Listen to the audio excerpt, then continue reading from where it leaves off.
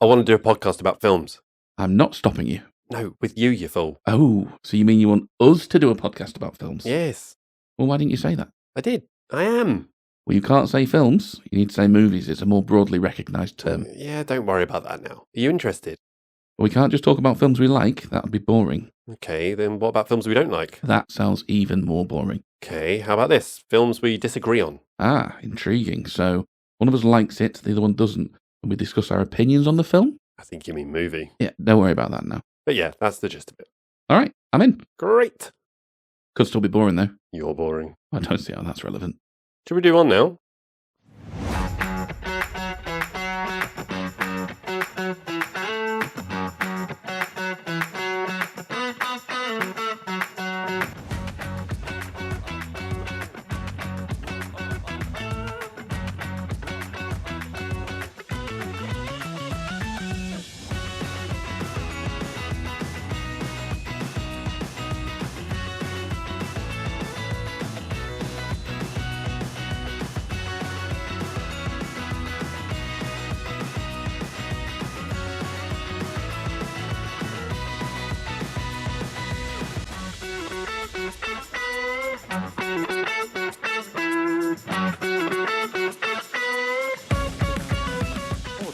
Do I record an intro for this? There's no intro to record. Oh, shit. What are we going to do?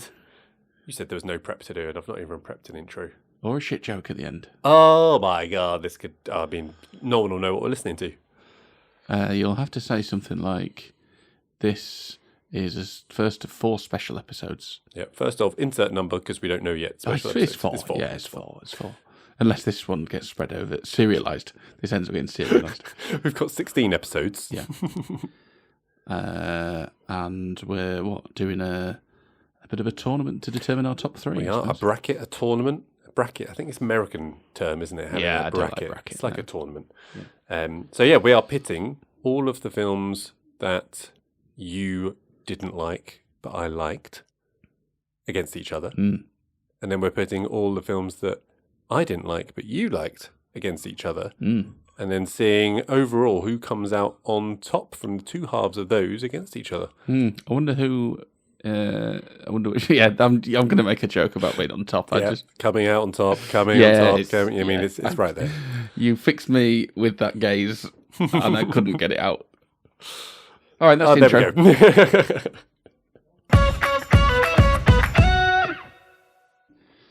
Did I tell you I fell over on holiday? You did not. Hilariously so. Did you nearly not fall over and then fall over so it made it even worse because you tried to catch yourself? Did someone film it? That's the other question. No, I cut on my knee though. It was on the day of the playoff final, and the problem was, this is the root cause. You're angry. It was a 4 o'clock kickoff. It was 3, but it was 4 in Spain. Yeah. And that's quite late when you're excited and on holiday. And drunk. So I was quite tired by the time I got to the pub. Quite tired? Yeah, I was quite tired. Mm-hmm. I'd had a few nightcaps or whatever. Yeah. Very tired. And then, a few mimosas. Yeah, let's say that. Are they strong? Yeah, okay, let's say a few mimosas, yeah. And then the match happened. It did happen. That went the way it went. So I don't know how many I had in the morning. But I do know that when I got my bill from that bar, I'd had 8. And by this point, the missus, like originally, we all went into town, and then we're like, we'll go out for dinner afterwards. And Mrs. took the kids around town. They made themselves scarce after they saw. Half time. Yeah, she was like, all right, kids are ball, we're going to go back to the villa. I can see where this is going. Could have been tactical. Let's get some distance between us. Fair play to her. She saw it coming. She too could see the clear problem with Daniel Farke's tactics that meant once we'd gone one behind, it was never going to be overturned. They've been there all season. Anyway, so few mimosas. I got my bill in the bar, ate then, and then I hit up 3 pubs on the way back. Right.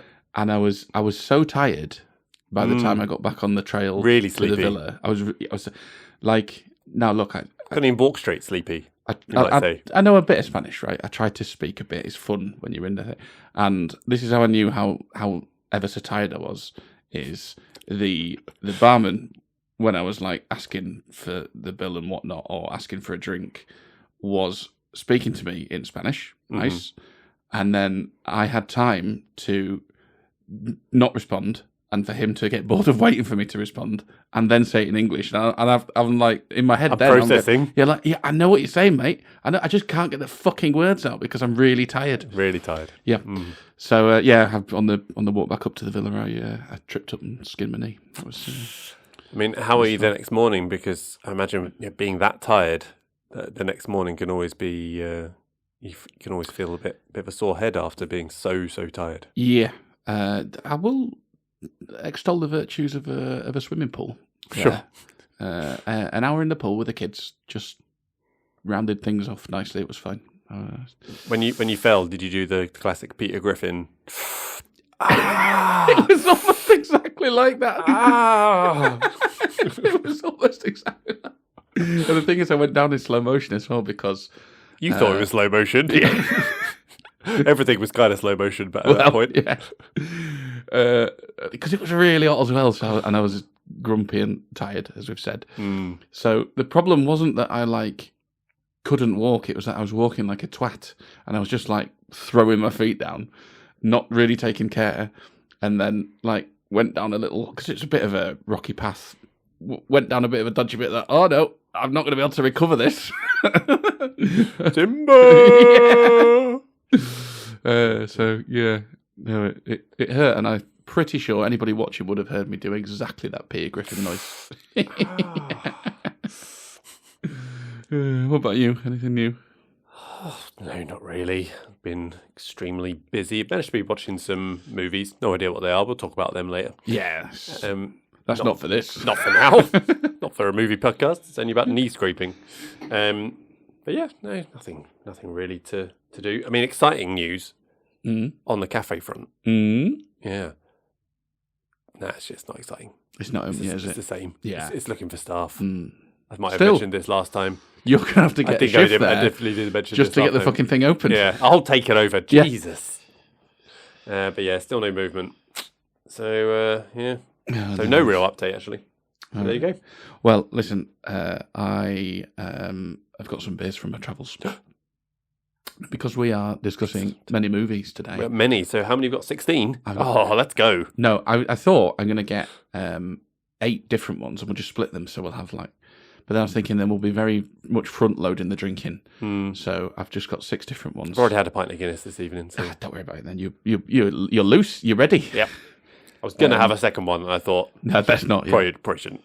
Right, so I've got a lot of drinks. So much so that I thought, well, I need to bring a cool bag with an ice pack in there. Which nice. I've done, yeah. And you can rest assured that prepared. None of them have got anything to do with the film. Excellent. Are they nice, though? It varies. It varies. Excellent. So we'll kick things off with a Tenant special. Wow.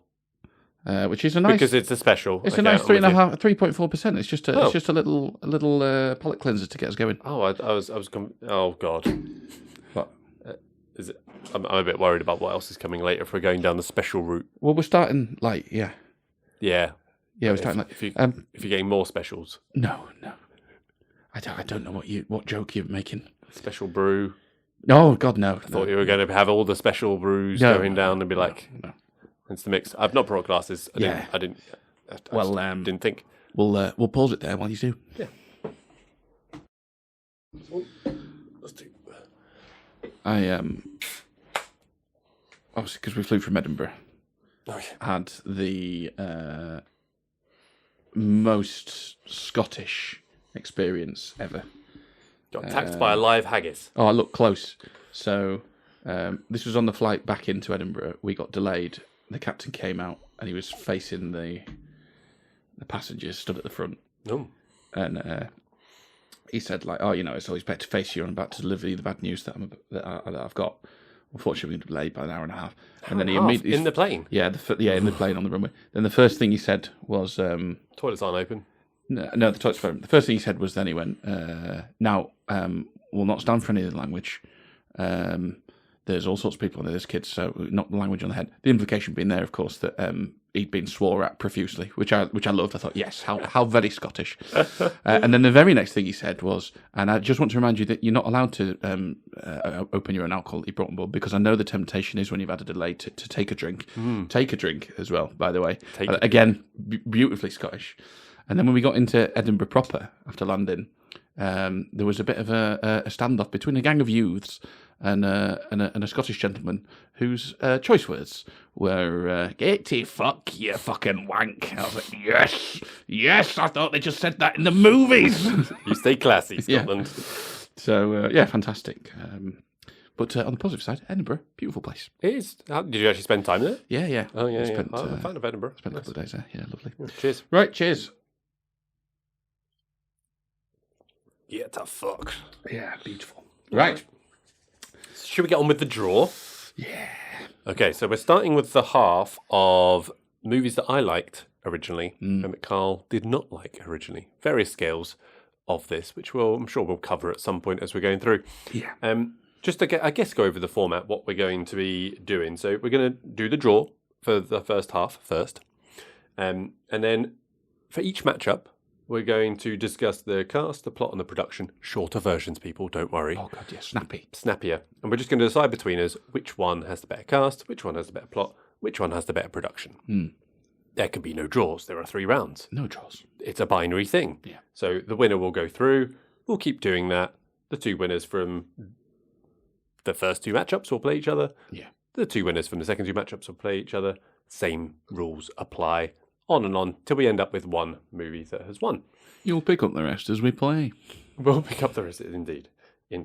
So, we are... How do we make this dramatic? We've got a macro. I mean, that's pretty dramatic. Yeah, it's great for us. A dramacro. I'm very excited. So, I'm actually going to turn the screen so Carl can see this as well. So, we're going to draw the first movie. So, just imagine I'm rummaging Carl's balls. Yeah, I invite you to fondle my balls. Yeah. The first, straight off there with The Departed. Oh, big favourite for you, early doors, you think? Yeah, I think for me, yeah. But the rules are going to be, all these are going to be my favourites. I mean out of your rate. Oh, right, got you. And that's going to be facing up against... Oh, no, About Time. It's a huge matchup to start. One of those is going out in the first round. The Departed versus About Time. I mean, About Time doesn't stand a chance. It really doesn't. Spoiler alert on that one. I think. That's devastating. About Time now playing on Netflix, by the way, people. If you want to, I'm delighted at that. Pick that up. Okay, the next draw, the next round. No, not next round. The next matchup is Gran Torino. Yeah, nobody cares about that. Gran Torino will face No Country for Old Men. And the next one, here we go. We've got The Wolf of Wall Street. Oh. This is in the bottom half of the of this side of the bracket. Yeah, so... It's going to be playing Star Wars. Ooh, I think that's a pretty juicy one. Yeah, this could be a good discussion. Yeah, could be a good matchup. Nice one. I mean, never putting 2 films together with pretty polar opposites, I would say. The Wolf of Wall Street and Star Wars. Yeah, they've not been in the same sentence often, have they? But Scorsese versus Lucas. Oh, yeah. Anyway. And then the final draw, Before Sunset, and you can fill in the rest because obviously we've memorised all sides of these. Superbad, isn't it? Surely. It must be Superbad. And let's see, Before Sunset plays Super... I mean, that is an interesting matchup. Before Sunset versus Superbad. Very counter to each other. So that completes the draw of the left-hand side. We'll put a screenshot of the draw, I guess, on the episode, so you can see that. Let me just do that now. Actually, no, I'll do that there. Okay, that's not good audio content, is it?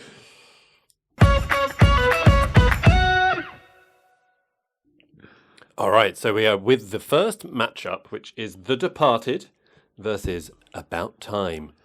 Oof. I mean, is there an upset on the cards here? The big guns, Scorsese. What are the bookies saying? The bookies are saying, so by this we obviously mean, what are the ratings on IMDb and Letterboxd? Well, I'm just going Letterboxd because okay. Let's stick with a single thing. So About Time. I mean, you'll remember this from the episode, Si. You always bring this up, surely. Episode 5. So that was a nice round 4 out of 5. 4 on Letterboxd. from what we're going up against The Departed. My hunch is The Departed gets a Definitely higher rating, 4.3. So a slight bookie's favourite with The Departed. We shall see if that plays out. So we are going to start, as we always do on these podcasts, with the cast. So, The Departed cast. I mean, it's pretty stacked, but Carl, you were pretty against the size of the cast. Yeah, I was against the size of the cast. It was a bit bloated, and in fact, you pointed out that they did actually expand it a little bit, and the extra characters compared to the that wasn't in the Infernal Affairs. Indeed, which I thought you could tell. I didn't like the casting of Damon at all. I thought he was wrong. I thought that Nicholson and Baldwin were parodies of themselves. Yep. Now, maybe you lay the blame at the production. Maybe you don't. We have all this crossover. We don't know. We don't know what we're talking about. Yeah, I mean, you're lining up the cast there, just in terms of actors and casting. Yeah, right? You put them up against Bill Nighy and Donald Gleeson. Yeah, Donald Gleeson. Yeah, of course we knew that. Yeah, I mean, who gets that name wrong? Not us. Yeah, and of course Rachel McAdams. The really good joke would have been to call him Donald Gleeson or something like that. That would have been funny. Yeah. Never mind. What can you do? If I'd prepared for this, maybe I would have. Now I know which way I'm going to go for the cast. Yeah. Do you? Be true to yourself, Simon. Be true to yourself. Yeah, I mean, I think I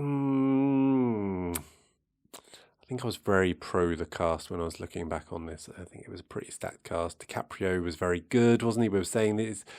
He's great. Brilliant in this. Yeah. I really did like the Wahlberg. He was my sort of favourite character in this, and how big he was. Got Martin Sheen. For me, it's much simpler because you just said it. McAdams, I thought she was a fucking wet lettuce in this. No, I do love McAdams. I know you like McAdams. I didn't think she was right from a cast point of view. I didn't think she delivered at all in that film, and it is just there's not as much going on. So for all my problems with The Departed, my vote goes to The Departed. I think I have to go with you on this one as well. So I think The Departed gets it 1-0 there, which means we move on to the plot. Oh dear. Yes, straightforward one. I think it wasn't his best work, but I think Scorsese nicks it. I'm not sure I can argue. I mean, I'm a big fan of... You liked the plot in Departed, though, didn't you? I did like the plot in Departed. I mean, let's try to put a positive on it. This is the difficult thing, right? Because I like all these films. Yes. It is quite challenging. It's more painful for me because I have to pick between my favourite children, you see, whereas you are just, picking someone else's kids. But I'm not sure that works. No, but let's not delve into that. No. But, yeah, I just love About Time. I can't give it a 3-0 win. That's the only problem. I just a glimpse into the your biases there. I mean, yeah, totally. I mean, it makes no difference, does it? Because The Departed already has an unassailable lead. So I think I would quite like to give About Time a pity point. A pity point for production? Yeah. A production pity point? Yeah. Oh, wait, no, we do production first. I've got this the wrong way around. What for fuck's sake. All right, production. That's interesting. It was good production on About Time. Yeah, Devon looked very nice. Cornwall looked very nice. Oh God, I've offended the bloody Cornish now. Haven't you? If they listen to Jesus. That's it. I mean, they're basically a country.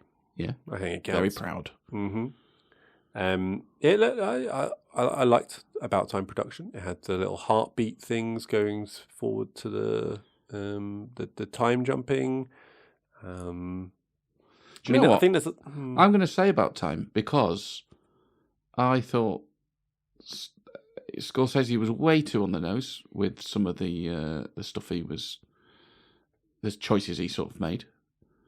It's not that we said, didn't we? It still looks great and sounds great and all that sort of jazz. Yeah. But it wasn't his best work, and I thought even if he won an Oscar for it, pity Oscar won it. It was his time, mate. Exactly. Yeah. I'm gonna go About Time. All right. So that is there. You go. It's 2-1 then, isn't it? 2-1 to The Departed. The Departed progresses in the first of these matchups. I'm just switching it around, so we will talk about production in a second from now on. But The Departed progresses, which means it will... Oh, Carl's already finished his beer, so we're already moving on to the next one, okay? Yeah, now we're having... How many have we got here? How many beers? Well, 6, but there's a couple of spares of duplicates. Windhoek, or Windhoek maybe, from Namibia. There we go. Namibia? Yeah, I haven't been there. That just was in a shop where I was. I thought, not seen that in a while. Namibia. Okay, cool. Any link here? Can we make any link from Namibia to any of these films? What's the next fixture? Gran Torino versus No Country for Old Men. No. No.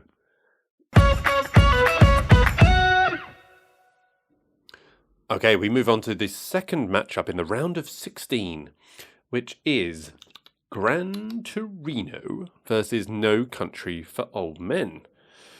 So in terms of the bookies' favourite for No Country for Old Men and Gran Torino, we've got Gran Torino at 3.8 and No Country for Old Men. That's going to be higher, isn't it? Yeah, surely? it's definitely higher. It's a...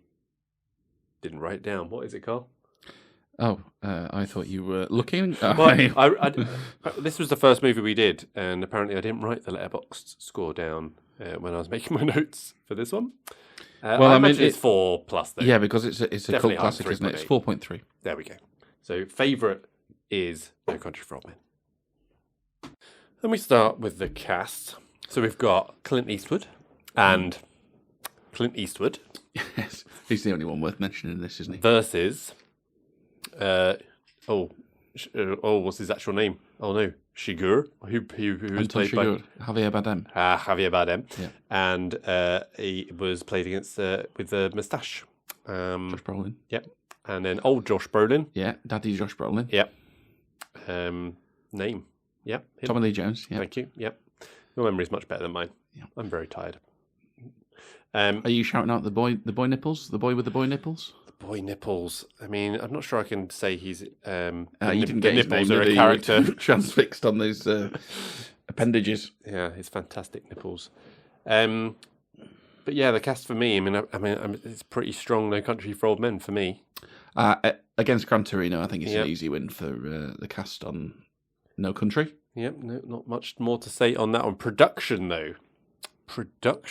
though, I think for me, it's still a pretty comfortable No Country for Old Men in terms of its beautiful vistas that it showed, its lack of score, which worked very well. Mm-hmm. Production-wise for Gran Torino, I don't know, I'm sure I talked about it at length, I'm sure we both did. There's nothing striking me immediately that really blew me away with the production, though. Whereas No Country for Old Men, I think there was a lot of nice little shots and...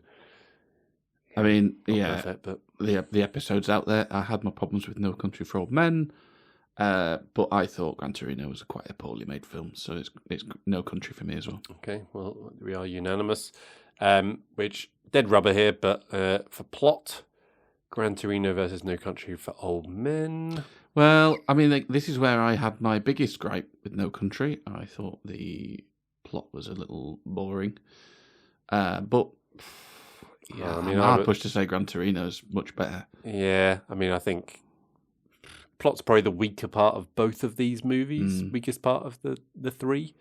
I think it's going to have to be a whitewash for No Country for Old Men, though. Yeah. Yeah, 3-0 victory means No Country for Old Men progresses to play The Departed next round. Strong match. It's weird, though, isn't it? Because I stayed on a don't like for No Country. You did?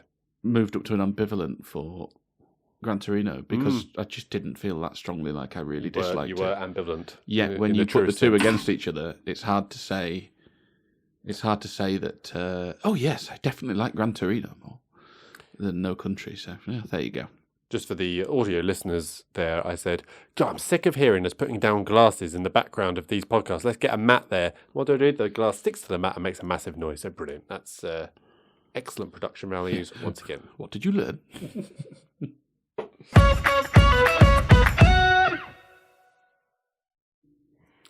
All right. Matchup number 3. The Wolf of Wall Street versus Star Wars. Oh, this is juicy. Pretty polar opposite movies, as we said. I think this is going to be a real difficult one to match up just because they are so different, the comparison piece. But Wolf of Wall Street is a slight underdog in this one, a rating of 4 on Letterboxd versus Star Wars 4.2. That low? Yes. It's people like me, isn't it? It's Just like you. Trying to watch a kids' film when they're 40 years old. Jesus. Or 36 or 42. I don't know how old I am. No, it's difficult. It's very challenging. The cast. We've got Mark Hamill versus Leonardo DiCaprio. Well, that's easy. Mark Hamill's not good. But we do have Harrison Ford being full of charisma. Yep. And awesome against, I don't know. So who do I like more? Do I like Leo more in Wolf of Wall Street? Or do I like Harrison Ford more as Mr. Olo? Hans Olo in Star Wars. Okay, what else we got? Cast-wise? Well, you've got Princess Leia being played by... Oh, big fan. Big fan. Why am I struggling with anyone's name right now? This is so... Carrie Fisher. Jesus Christ. This is bad. It's because I'm thinking about it too much. We did say on the Wolf of Wall Street episode as well, the cast was very much more slimmed down and stripped back. Well, yeah. Compared to his other films. Jonah Hill next? Jonah Hill would be the second lead. Yeah, and honestly, I thought he did. I think he was good in. Yeah, I thought he was okay. And Margot Robbie, who I kept calling Amber Heard, she was pretty good as well. I'm leaning towards the Wolf of Wall Street, to be honest with you. Oh, I don't know. Alec Guinness phoning it in. Yeah, he was phoning it in. All right, I'll give. And I can't remember his name. Is it Peter something? For Darth Vader, they fucking dubbed him out. Yeah. So that tells you all you need to know about that casting decision. I don't think they had any intention of using his actual voice. And I don't think it was Peter. Peter Mayhew was Chewbacca. Oh, okay, right. The story goes he didn't know until the screening. David Prowse, yeah, he said. David Prowse, yeah. So... Look at me remembering some bloody names for once, Jesus. I think, is that because you've got the IMDb in front of you? No, not. This is just okay. Just doing the draw. For me, I think there was too much rough around the edges and Alec Guinness phoning it in on Star Wars. I think Leo was excellent in the lead and he was ably supported, I think, casting-wise in Wolf of Wall Street for me. All right, so Wolf of Wall Street gets the first point off the mark against Star Wars. Now, production. This is a tricky one, right? We are talking about, as we said, sort of B-movie production, practical effects, not miniatures. Not fair to hold its... Against its time, yeah, exactly. The time against it, that's not fair. Obviously, not a lot of special effects in The Wolf of Wall Street to compare it to. And again, I thought that was short of Scorsese's best on the production front as well, on the sort of the magic shots and his use of music wasn't up to some nice touches, but the use of music was not quite up to par with the other ones. Not bad, yeah. Not his best. I think I'm willing to give the point to Star Wars here, if only to make it interesting for the final. The third one. Tell you what, let's come back to this as a tie break because I am fairly confident where I would like to put my. All right, okay, we'll leave that. We'll skip past production. We'll go back to plot. What are you thinking for your plot? I thought the best thing about Star Wars by far was its sort of crisp, breezy storytelling. Yep, I thought it was good on that front. Simplicity. Yeah. Wolf of Wall Street plot. Yeah. No, it didn't have an ending. It was too long. For me, the Star Wars plot was its strong point. All right, I'll take the lead from you on that one. Which means we come back to production, which means we've got a tie-break situation. So we need to decide on production between Star Wars and The Wolf of Wall Street. Oh, I mean, I'm leaning towards Star Wars. I think...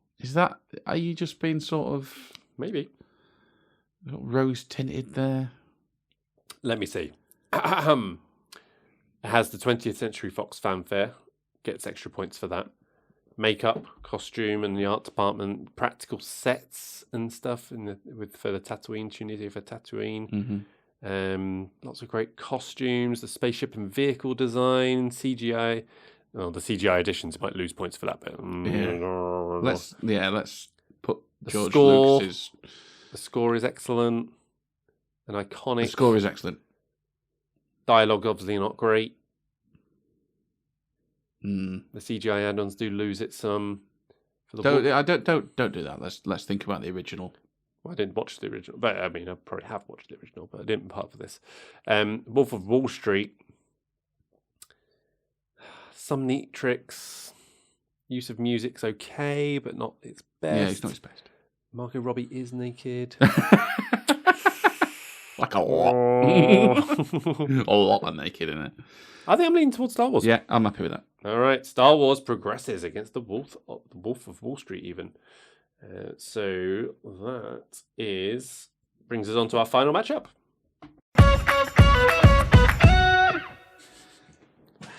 Right.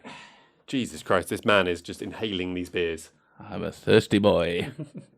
You come off holiday, you're just like, this is how I've been for the last week. So we're just going to go on. Oh, hello. Right. What have we got? We're into Wee Jock, which is a Scottish beer. Right. Did you get that from Edinburgh? I did.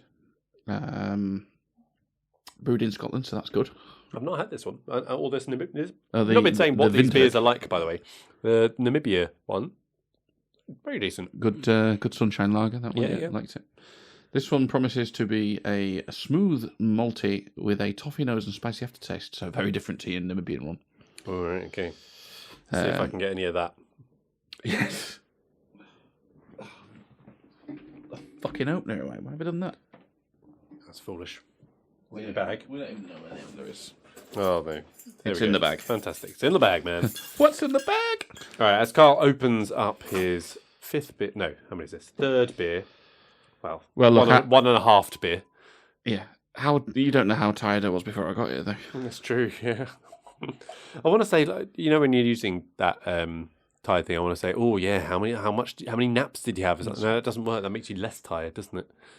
So it doesn't work that way, but it feels like it should. Anyway, final matchup of this half of the draw. Before Sunset versus Superbad.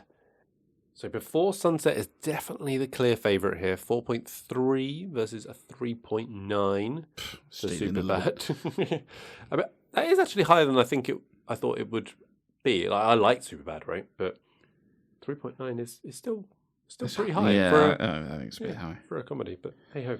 Yeah, so Before Sunset, the favourite. I suppose people are more willing to throw that out for a more light-hearted film, maybe. I don't know. Yeah, maybe. I think this is a good matchup. It's an interesting one, isn't it? Because they're both kind of like laid-back productions. Small casts There's some similar themes in the coming of age, and it's going into sort of a life event type thing before sunset. Oh, it's multi, all right. Jesus Christ! not the movie. The beer, not the movie. Yeah. I mean, there's two actors in in Before Sunset. Weighed up against. You didn't like Jonah Hill in. I didn't. No. Superbad. Well, I don't like Jonah Hill, and he's playing Jonah Hill in this. And you didn't love Sarah. Michael Cera either, did you? Oh no, Jesse Eisenberg is the arsehole Michael Cera. No, I didn't. But to be positive about it, and I previously given him short shrift, Ethan Hawke is amazing in that film.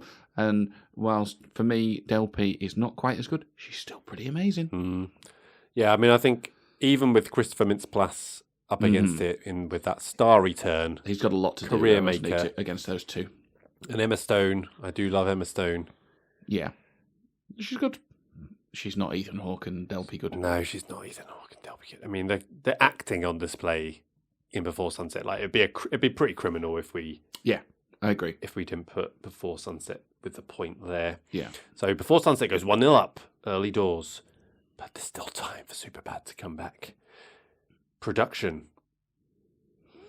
I mean, I'd struggle not to give this to Before Sunset. I mean, there's a lot more going on in terms of the production. We talked about how they filmed it very quickly. Yeah. At the right specific times of day, making it look very natural, making it look seamless, long takes. Some real, and again, we don't know what we're talking about, but some real, from what we understand, skill on display in terms of filmmaking. Yeah, I mean, I couldn't do it. No. Well, you knock Superbad out in your sleep, though, wouldn't you? Oh, yeah. All those sticks, piece of piss. Yeah, it's great. I'd just lead with that. I wouldn't. Yeah. Where's the plot? This is the plot. Yeah. It's just a load of dicks. Yep. Yeah. Yep, it is. Yeah. Yeah. Okay. Yeah, I think Before Sunset gets it. I mean, I didn't say a lot about production for Superbad. I think we're being consistent. Even with Coen Brothers directing porn, it's Superbad. Well, listen, Coen Brothers porn's been usurped by Scorsese porn for me. True. After the Wolf of Wall Street episode. So, yeah. 2-0. Can they get a consolation? Can they get a consolation on the plot? Well, here's what I'll say. My biggest problem with Before Sunset is most definitely the plot.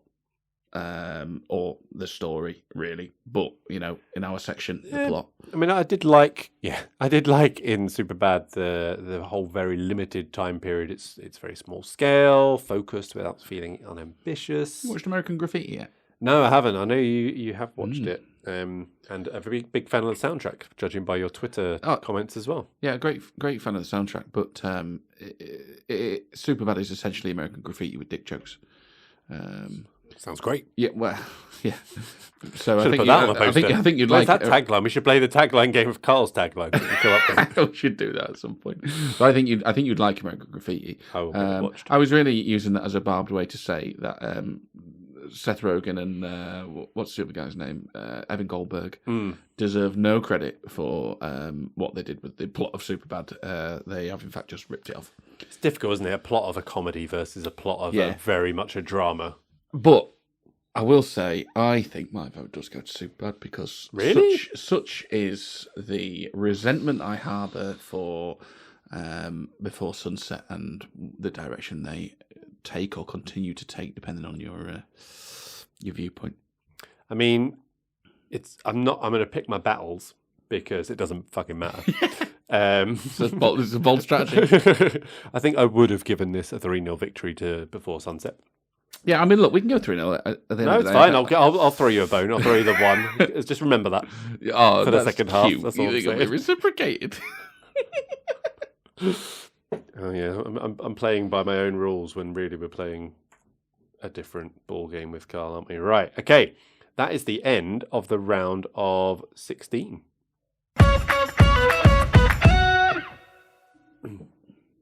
Okay, so that is the end of the half of the draw of I like Carl no likey. We're going to draw the second half of the round of 16. Before your half? Were you sweating? What are you?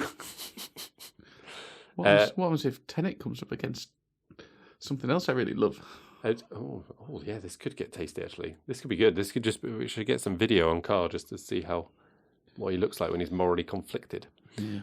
Never seen it before. Okay, so I'm going to click draw. Let's see if this works. We have Blood Diamond.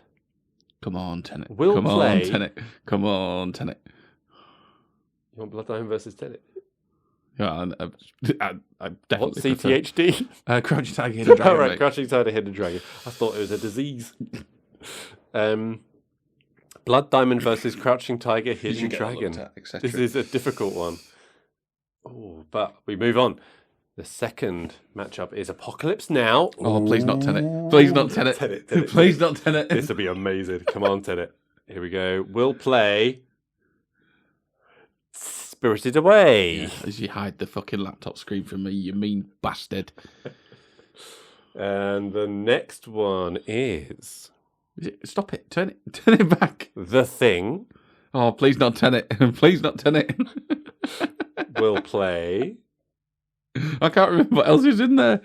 Casino. Oh, that's an interesting one. Yeah. Two of the, I think there's two that I kind of moved a little bit on, I think, if I remember rightly. I think you did, yeah. I think you did. And then the final two, so we definitely have Tenet, but is this going to be the first one out of the bag? It is. So it's Tenet versus the last one, which, no spoilers, please, Carl. If you can remember it. No, I can't remember. You play along. The final one, so Tenet will play A Beautiful Mind. Oh, shit. Interesting. Right, okay. As well. Yeah, that'll be a good discussion. All right, so there we go. We have the draw. So Blood Diamond versus Crouching Tiger, Hidden Dragon. Apocalypse Now versus Spirited Away. The Thing versus Casino. And Tenet versus Beautiful Mind. Matchups we played on the 3rd and 4th of January. Sorry, carry on. All right, so the first matchup of this round in this half, the Carl-like, me no-like, is Blood Diamond versus Crouching Tiger, Hidden Dragon. This is an interesting one. Yeah, I moved down to ambivalent on Blood Diamond. Blood Diamond, yeah. And Crouching Tiger, Hidden Dragon. That was like a soft You moved up a little bit. I moved up a little bit with that one. Yeah, I was very much not moving on Blood Diamond. No. All right, so Blood Diamond is a clear underdog against Crouching Tiger, Hidden Dragon. Blood Diamond a 3.7 Letterboxd rating, which might be the lowest that we've got. No, actually, no, I think Tenet might be the lowest we've got. Yeah, people don't understand it, the thickos. Don't know who that would be. Don't know who you're referring to. Crouching Tiger, Hidden Dragon, is that 4.2? Did I write down that right? 4, isn't it? Just a 4, okay. Okay, interesting. Right, let's have a think then. The cast. We've got old Leo again, making another appearance as he is wont to do. The cast is good. Connolly. She's miscast. Right. She's miscast. We said she's too good. Jaimin Honsu was good though. We liked him. He was great. And we said Arnold Vosloo was underused, but otherwise he was good. Martin Sheen was a bit weird at the end. I mean, he played a shit. You know, the Martin Sheen? Yeah, Martin Sheen at the end of Blood Diamond. The no, not Martin Sheen. Michael Sheen. Sorry. There we go. Yeah, I was very confused. I'm getting ahead of myself. Yeah, You're thinking about the cast is good. Okay, well, let's flip it over then. Crouching Tiger, Hidden Dragon.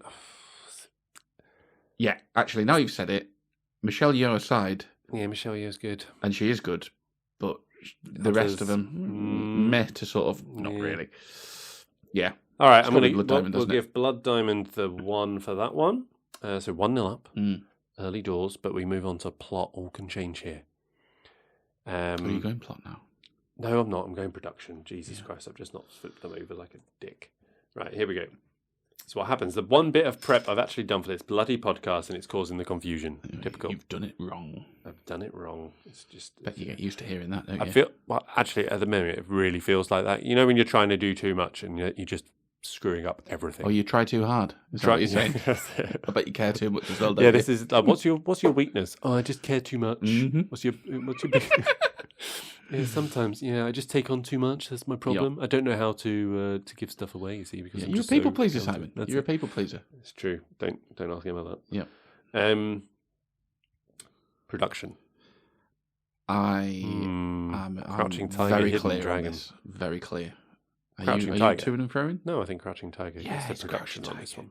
Now, even though some of the fighty, wiry things gets a little bit older. Yeah. It's beautiful. There's so much good about the production on Crouching Tiger, and we've given Hollywood both sides of the coin in terms of production.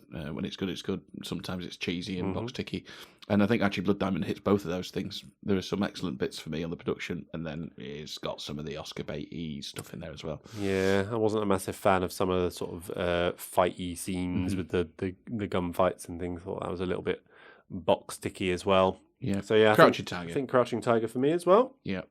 Plot. Plot. Not Crouching Tiger's strong point, I would say. Well, I sort of disagree there. Well, no, because again, our section being as broad as it is, plot versus story, I really like the story of Crouching Tiger. I really like the sort of the social commentary that they weave in there. The problem with Blood Diamond is the third act, because it just can't help itself but do the whole white saviour thing. Yeah. Because up to that point, I really like it, because I predominantly look at that as just, this is sort of a fun sort of action film, and it's in an exotic place, and that's all good.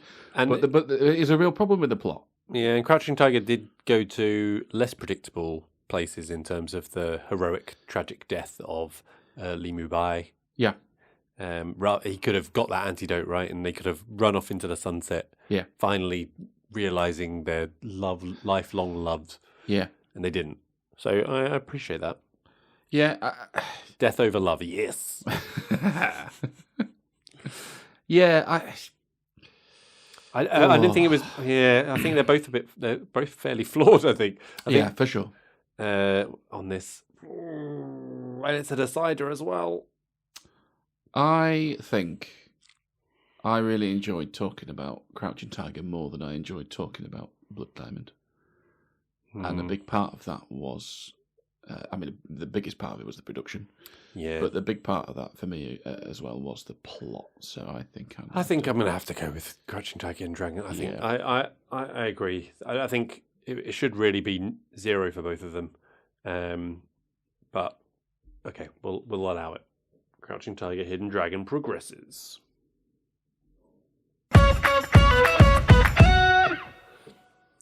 Okay, second matchup on this half. Apocalypse Now versus Spirited Away.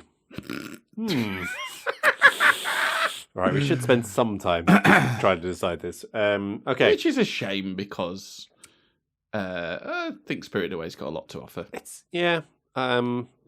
up against a bit of a monster. It really is. Here, isn't it? Yeah. Now, the bookies have this one.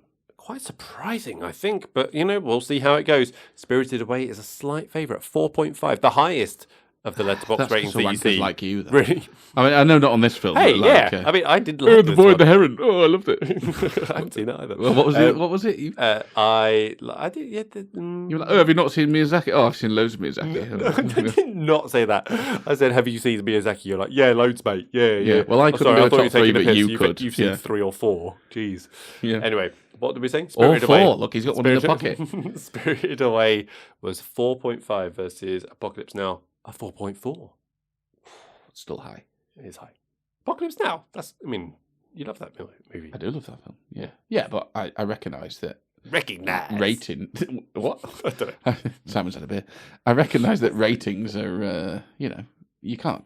Subjective? No, but you can't be just throwing it 5 stars for everything. That's ridiculous as a full scale. I'm so looking forward to this proper chat in the second block of these podcasts where we talk about ratings and your feelings on them. Oh, but it'd be really boring, mate. Yeah, but we could get like a guest on, right? Well, like a statistician? No, like the opposite of a statistician. What's the opposite of a statistician? Like Mystic Meg? Yeah. Well, she's dead. But, that shouldn't be a problem for someone with her talents. Right? I wonder if she saw it coming.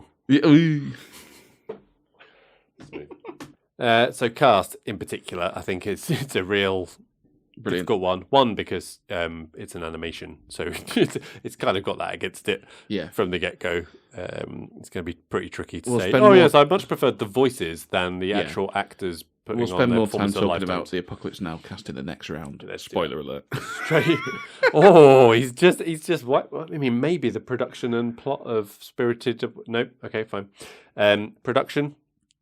Well, now you didn't like the production in a way because you thought it was cheating, having seen the absolute chaos that rained down in the documentary. Went along, didn't they? It's just luck. It was just lucky that he managed to skillfully navigate those treacherous waters of filmmaking.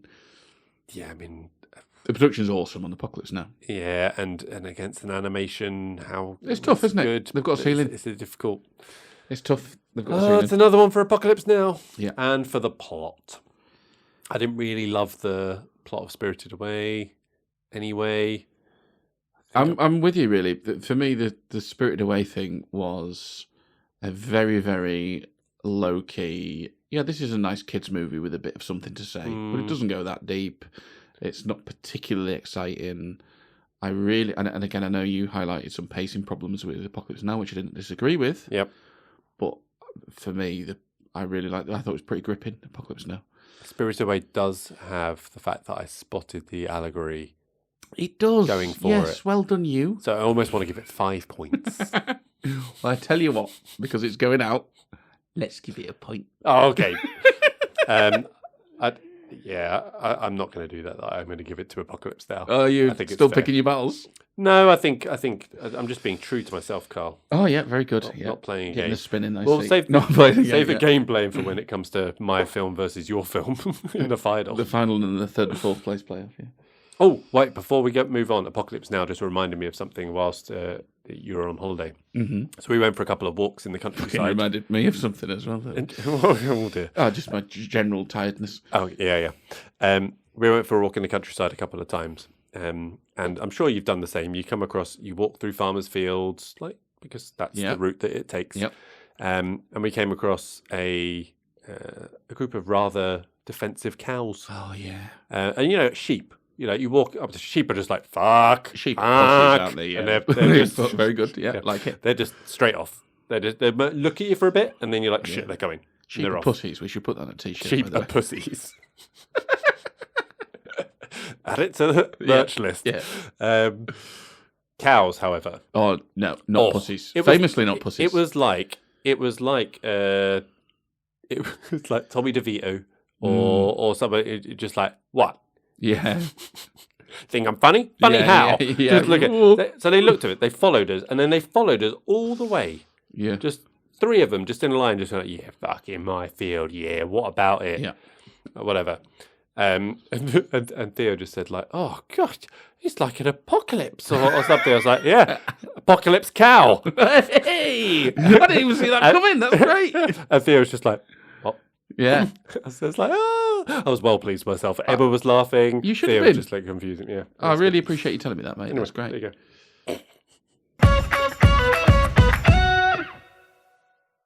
Of course, what would have been really funny is if you then entered the field with a load of ducks. Oh, it's Apocalypse Cow Redux. No? Remember that? They chase you off. Oh, it's Redux. Bloody hell. I hate this cut. The theatrical release was much better. Sorry, continue. Anyway, the third matchup. Ooh, The Thing versus Casino. Oh, God, he's going on to another beer. I'm only halfway through mine. Here we go. What's next? Come on. This is Hoppo, again from Scotland. Same brewery as the last one. 6.2% strong and hoppy IPA. Okay, I mean, they didn't lie about the maltiness, so maybe they're not going to lie about the hoppiness. Let's see. Well, again, we've got full-on malt flavours. Okay, and now, look, if that was American malt, I'd be all over it. That lovely sweet base. Very much the British malt, isn't it? Yeah, it could be biscuity, couldn't it?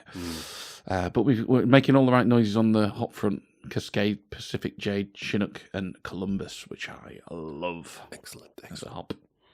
All right, well, you get bored. I'll still finish mine. I'm trying to run a bloody podcast around here, mate. Jeez. Right, anyway. Best of luck to you. The next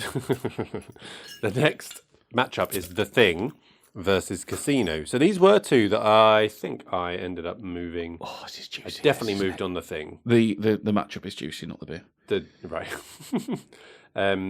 Did I move on? I can't remember. I didn't write it down, Carl. Did I move on Casino? No, I don't think you did. No? Okay. It doesn't really matter. This is juicy. The cast of The beer, Thing. not the matchup. Thanks. So the cast of The Thing. You had issues with the casting. Some problems with that, yeah. So some of the But acting then of Daddy the cast, Russell. some of exactly. Daddy Russell. Yeah, I mean not just a tash, but a beard. Yeah. Hair and everything. Just flowing locks. So he was. I mean, he was pretty much a one-man band, apart from his mate at the end. I think he Childs. a bit. Yeah, he Childs had was a good. little bit there. And then the rest kind of merged into one for me. Too many of them. Whereas Casino obviously has a very strong front 2. I thought sometimes Stone in the was- front 2 if we're in our 5-a-side team Yes. of Scorsese characters. I thought Stone was excellent as well. Stone, yeah. James Woods is an excellent scumbag. Yeah. Frank Vincent, who played Nicky's right hand man, was great. What's his name? Don Rickles. Yep. Did well. Great. I cast his Casino. I think. Yeah, I agree. Okay. Production though. Oh, easy one for me. And I know you're going to have a slightly different take on this. Okay. Easy one for me because that first hour and a half is just magic. It's so tit for tat. It's fast, and we know that there's some storytelling problems. I'm going to put that more in the problem of plot. With plot, sure. Yeah. So I absolutely love the production on this movie. But Yeah, you've just said for the first hour and a half as well. It's a 2.5-hour film. sure. The Thing, practical effects. Yep. I was a big fan of. Yeah, we like sets- practical effects. Brilliant. I thought I was utterly convinced of where they were. And that's because some of the shots it actually cost a fuck ton of money, even though you thought it was just £750,000. What are you talking about? It was really uncomfortable listening to that back, knowing that I fucked up right from the start and going, do I correct it quite quickly? No. I keep saying it. Keep going on. I don't correct it until later on. Whatever the budget, it used it very well. That was a very well produced. What did we land on? Was it 15 million? Something like that. Yeah. 10 to 15, something like that. Yeah, I thought there were some beautiful shots, like the red flare against the snow and things like that. There were still some issues with it. But I don't know. Like, we shouldn't set the time period or the time the film was made against it. It always gets extra points because it was early 80s and they managed to make it look. Try to do it the other way. Good. What are you gonna lay against it production wise? And you can do this for both of them, I think. I know there were problems with Casino again for me. They're in the plot. Music was fantastic for Casino. It really was. I'm just gonna refresh myself. What are you gonna do down? Oh, by the way, it's funny how fast the bookies odds have. Oh yeah, by we the way, fucked that over, didn't we? Yeah. Oh, well done us. But what are you going to hold against the thing as well, production wise? We'll have that in post. So I didn't write a lot down for production for Casino. Does it need to be 3 hours long? Probably not. Yeah, I mean you can probably good. lay that as a production point. It looks good because it's Scorsese. The dialogue wasn't his best either. I'd say that was on production wise. A lot of narration, over reliance on the narration as well. I'm tempted. I would give the thing the production here. Well, it doesn't matter because I'm gonna agree with you overall that we're gonna give it to the thing. But I do think still you're very wrong about the narration. I think that is such a strength of this film. And as I text you in the week, that's the dual narration. I think is a trope. Yeah, that I have to watch a few times. Goodfellas back as well to see how much it is used. Well, it's not used to the same level as Casino, but he has. Whether I have a problem with it, he has used it. That would be on 3 occasions, I think. So yeah, no, I agree with you though. I think I can go with the thing. All right, the thing gets production. So 1-1 going into the final one, which is plot. And you did just mention that we'd forgotten about the whole bookie's favourite thing. You want it now, do you? Well, no, I'll do it. So Letterboxd 4.2 for Casino versus the thing, which I think it was 4.4. Oh, so the thing's a favourite against Casino. Interesting. And do you know what though? And I'm guilty of this as well. When we've talked about The Departed and The Wolf of Wall Street, Casino will get dumbed down, or it will get done down. Because for most people, it's not as good as Goodfellas. It does. I mean, I think that's the thing. I mean, I spoke about that on the episode, right? That it's comparative. Whereas if some dude had just made Casino, you'd be like, "Oh, this guy's good, isn't he? Oh, fucking great film." Tricky, isn't it? So yeah. But anyway, we move on to plot. So will it be an underdog story in Casino, come from behind, giggly, or will the thing take the narrow victory 2-1? Let's find out. I'm really upset that I've given the production point to the thing. Well, now. There's no going back. No, I know, because my favourite thing about Casino is the production. And your favourite production about the thing is production? What? No, wait, sorry, what? Your favourite thing about production? My favourite thing about Casino is the production. Gotcha. Because plot-wise, that is where it falls down. And I like the story in the thing. I like it a lot. I like what it's doing there. So I easy point for me. Is the thing. Yeah. Oh, the favourite does progress. I think I might have to agree. Let me just refresh my memory with what we said about the plot. Because there's all that fan fiction about the assimilation timeline, all that stuff, and we sort of said, there's a lot to get point. No, but there's a lot to there's a lot to get your teeth into there, isn't there? Yeah, it's fun, but that's not the point. I think it does have that layered thing of being able to go, well, that's all the fun stuff, but here's what it's really about. I love that shit. Yeah, and the rewatchability factor there that feeds into, right? 100%. Maybe that should be the tiebreaker if we have a draw ever, right? When's the rewatchability come in? That could be the tiebreaker. Yeah. Let's figure this out as we go along. I just got to be the thing. I think you might have to be right, Carl. I think you might. I'm trying to find a reason to give it to Casino. And that's because I've given the production mark away to the thing. And to be fair, I still think. What would I hold against The Thing production wise? Not a lot. I think The Thing gets it. The Thing progresses. What a fucking madness that is! What a madness! Oh, no one saw that coming, even though it was the bookie's favourite.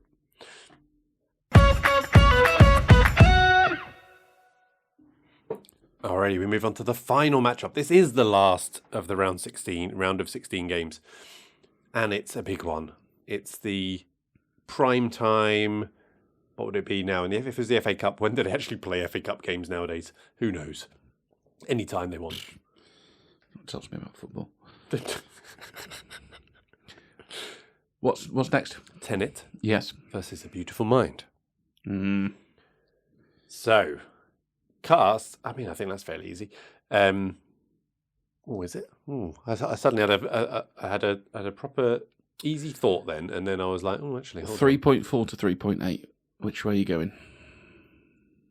As in, which is which? 3.4 to 3. I guess Beautiful Mind's probably higher, right? 3.8 Beautiful Mind. So Beautiful Mind's the favourite.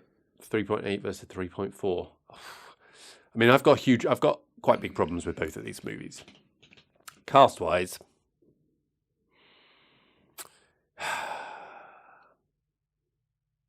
I mean, Branagh. Yeah, I did like Patterson Branagh. is Branagh excellent. Patterson is good. Not wrong there. You quite like Debicki. I thought Debicki was fine. Debicki was good. Yeah, very John tall. David Scott. He's a bit of a mixed Who's bag. John David Scott? Washington.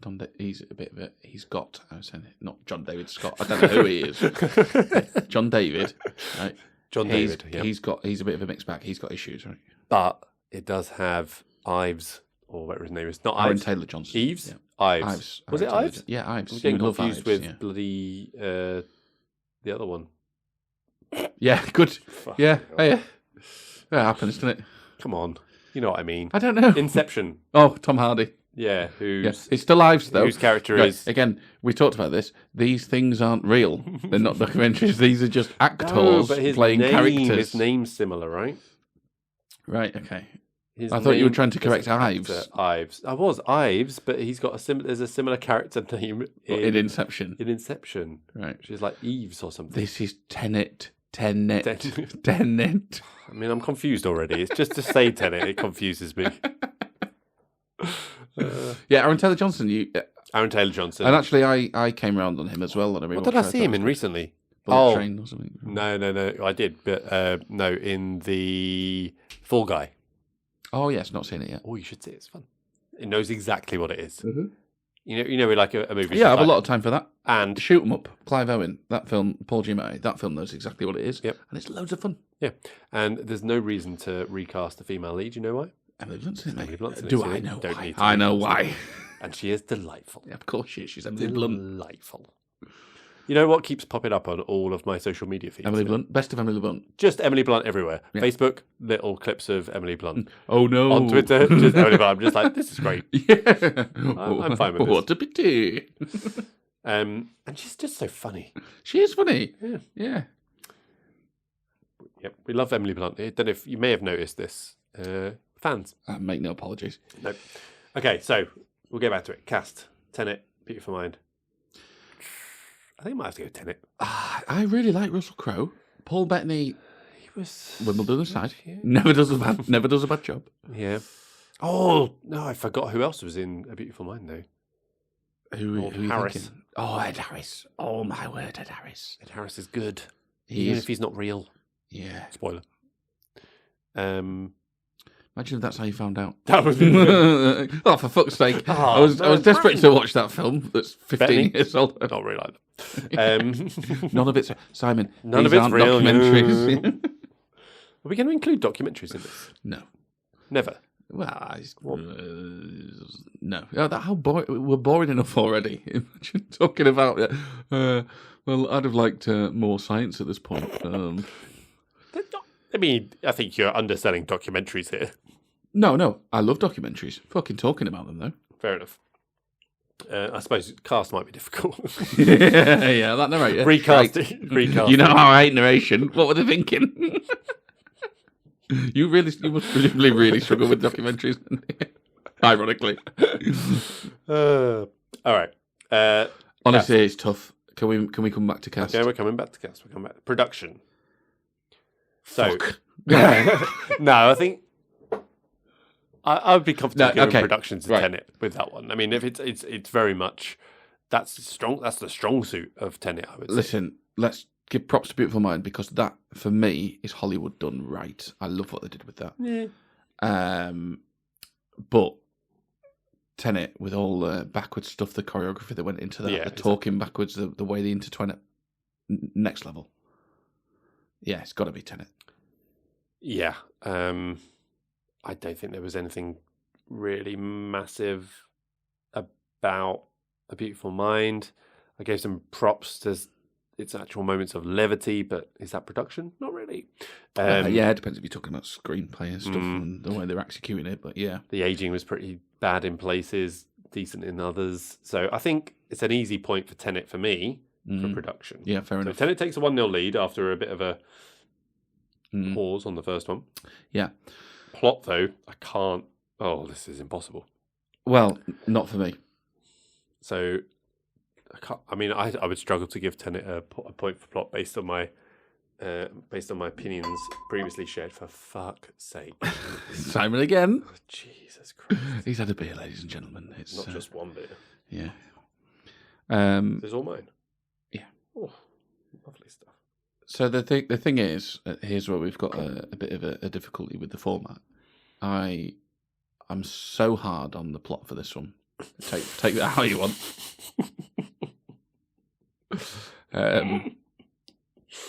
And it's got that late. He's still going. I'm not lying. I mean, I can see it, guys. Which must mean he's really hard. Yeah, only happens 3 times a year. Oh dear. And it's got that layered thing, which I go gaga for. I love the plot. I really do. And the thing is, I like what The Beautiful Mind's doing. A Beautiful Mind. I like what that's doing as well. I like the whole bit with... We talked about this, like, I remembered it as more of a sort of an espionage thing for quite a bit longer. But then it changes gear and very different much... phases. It does. Different phases of the film. Mm-hmm. I like all that, but yeah, Tenet for me, I'm just so hot on that. And the thing is... Oh, it sort of doesn't matter because whatever way you want to go with this, you'll just go the other way on the cast. Because... No, so which way are you leaning on the cast, though? Seriously, it's tough. It's really tough. I think I'd give the cast to Tenet. I think it's kind of funny because I'd feel more comfortable with myself. I could sleep tonight if I gave. Do you know what? The plot genuinely, and I'm not just saying this. I would rewatch Tenet because of the sort of the format. If I was going to lean one with the other, I would give the cast A Beautiful Mind because Ed Harris and Russell Crowe, I love them, and I feel less strongly about. I'm certainly not as hot on Aaron Taylor-Johnson as you are. John David Washington's got his problems. I love Robert Pattinson in that movie. Mm-hmm.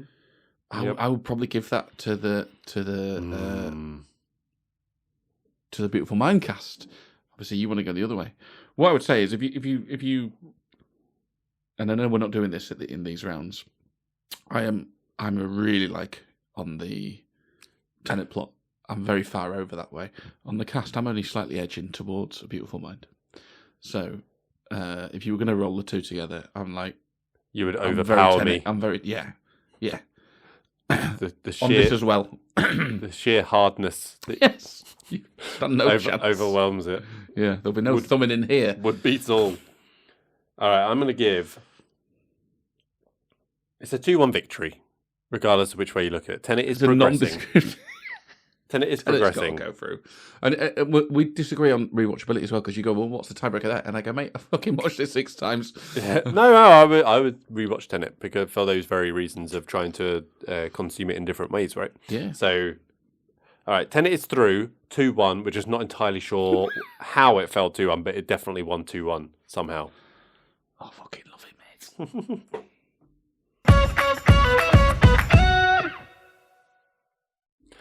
All right, so that brings us to the end of the round of 16. And so those into the quarterfinals. So into the quarterfinals of the Simon Likey, Carl No Likey, we've got The Departed versus No Country for Old Men. Ooh. We've got Star Wars versus Before Sunset. Oh, My broken heart. Yeah. Which one do I go? Oh, dear. In the, let's call it bottom half of the draw, we've got... I think I'd like to refer to it as the right half. and ironically, it's on the right. Not ironically. No, not the ironically. opposite of irony. Yeah, the opposite. What's the opposite of irony? Mystic Meg. No. Move on. So we got Crouching Tiger, Hidden Dragon versus Apocalypse Now. Yeah, it's a bit of a gimme, that, isn't it? And The Thing versus Tenet, which I think is very juicy. Yeah, I think that's a juicy one. Yeah. So yeah, we will discuss those in the next half of this episode. Join us then.